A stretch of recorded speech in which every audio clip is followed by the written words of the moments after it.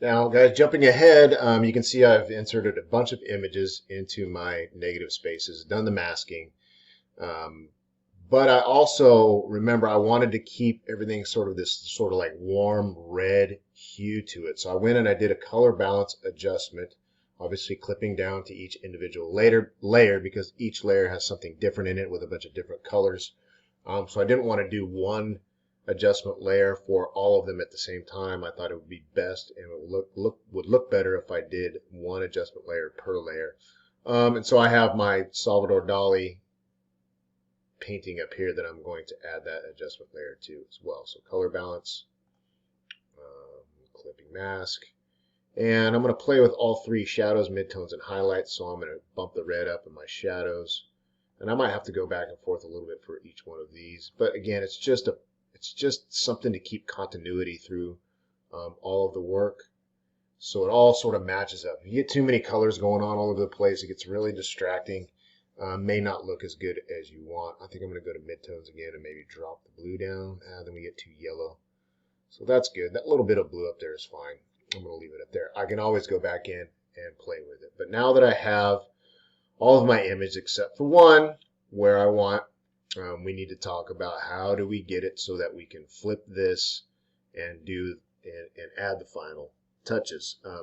Also, though, keep in mind that I left this center framing blank because I know when I duplicate and flip it over, I'm going to have this big circle, almost like a halo looking thing around my head. And then I'm going to insert a big massive image to fill in all of those blanks. Also, and I'll show you that in the next step. Also, I have a gap here that I didn't realize when I did some masking that I'm going to have to use some trickery to fill up in the next step. So the next thing I'm going to do before I start merging and really messing with my layers and getting rid of some things that I won't be able to get back is I'm going to save out my PSD file. So again, save as PSD. I'm going to make this one number 11. Later on I can go back and delete all those. You guys on Chromebooks, hopefully you'll have enough room to do this stuff. If not, you may need to go in and delete some things. But I've got plenty of room on this computer, so I just saved out version 11, and now I've got to start merging things. My goal is to merge everything together except for this seams layer, because that's what I have, this seams layer right here that's see-through. But I have my green background layer here. That's what you're seeing through here. This is that hole I was talking about. I don't want to flatten everything. Otherwise, when I flip this, I'll have green in here, and then I'll have to go in and I'll have to mask out all the green. I want it to continue to be transparent. So when I add that big image in the end, I can simply just put it in there on the background underneath everything. And I probably won't even have to mask it out. And then I can deal with this hole here. So what I'm going to do is I'm going to see what I have in my face copy. Let's see if I can do a couple things to merge all of this stuff together. Okay, so what I have now is I have my face copy, which has a bunch of stuff in it. I'm going to, like we did in a few steps ago, I'm going to convert that to Smart Object, which will merge it all together into one object. I also have all of my background images, so I'm going to actually group these first. Hold down Shift to select everything in between, Control G to group, and then I'm going to convert that to a Smart Object. And now basically all I have are three viewable layers. This background you can see is still transparent, and I'm going to do a process here to be able to flip them, get them together, select and flip them. Okay, so what we're going to do is I'm going to delete these hidden layers I don't need anymore. Remember, I have that saved PSD file that I can go back to if something goes wrong. I'm even going to get rid of my white background layer and just leave the green. And now all I have to do is go up to my top layer, right click, and select Merge Down, and it'll merge my face with the seams. And then if I right click and go Merge Down again, it merges those with my background images. So now I have all of those in the same layer, and it's also transparent inside. Again, this is dangerous. You can't really go back and edit much once we start merging down, so be sure you had gone back and saved that PSD file. So once we get it here, now we have a very simple layers window. I'm going to select all by hitting Control A. I'm going to copy those pixels, Control C. I'm going to paste those pixels, Control V. And I'm going to do it again, Control V again. And now I have layer 1, 2, 3, face copy. These are all the same.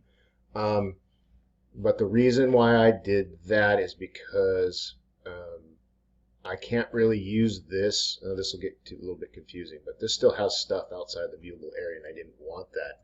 I wanted my two layers that I'm going to use going forward to be cropped off and cut off so I can snap it to the edges, so both of these are cut off. That's why we did two layers. Okay, so now I'm going to hide that background, the original one that I selected and copied and pasted from.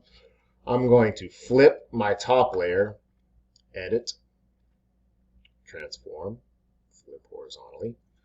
And now, that looks pretty interesting. And now I'm going to increase my canvas size by 200%. So go to Image, Canvas Size, change from pixels to percent, change the width to 200, and you have to move your anchor to the middle left square so that it'll kick the new canvas to the right. And watch what happens when we do this. So we have this blank canvas there.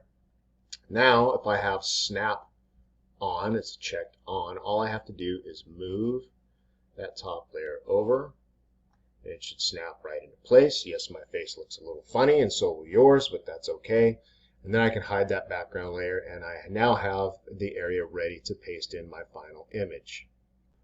And so now I have to go to my image that I'm going to use, and this one's very easy. It's my family, so I'm going to select all, Control Copy, go back in, go underneath my top two layers, paste, and Control Alt T to get my free transform controls, and do an Alt Shift scale down until I get something that I like. Now I'm trying to make sure I have